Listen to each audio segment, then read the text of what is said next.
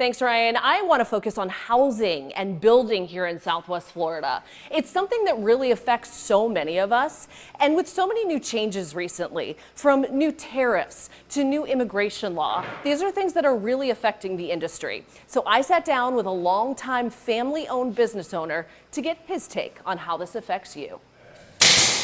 When it comes to construction, residential like this, or commercial, there's one Naples family business that's really nailed it. I sat down with Russell Budd, the longtime owner of PBS Contractors, and while these days he's the top dog at his own construction company. We do a lot of single-family home renovations. We do high-end custom homes. It wasn't always that way. Every job I had in summers was in construction. Concrete formwork carpenter.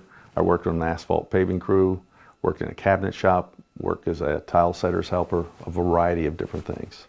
So you have a long honey-do list at home, I would imagine, always. Yeah. Because you can do the stuff, right? Yeah. We had a good laugh. While Bud is optimistic about the housing industry in Southwest Florida, he is concerned about other changes happening nationwide, things he's watching as a business owner. I think inevitably there will be tariffs.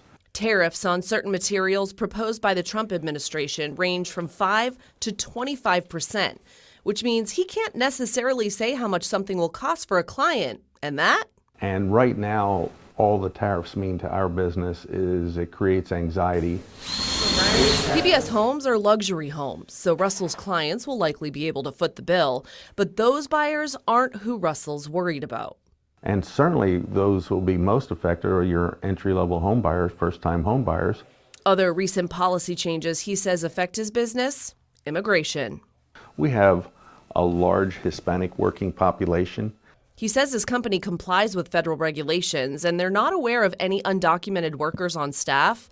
And while no workers have left his company because of it, recent immigration action has a lot of people on edge. But they all have families. And within those families, I don't know what their circumstances are, but not everybody is necessarily fully processed. And then they also have fear, which I've heard from some of our people, that they might get swept up in something by accident, even though they're legal and they've got all their paperwork. Despite challenges, Bud says he feels optimistic about housing in Southwest Florida and the future of our economy. As for advice for future home buyers, he says stick with that age-old suggestion of investing instead of renting forever. If and when you can qualify to buy a home, I always liked, and it worked well for me in my lifetime, that I am investing in my own equity.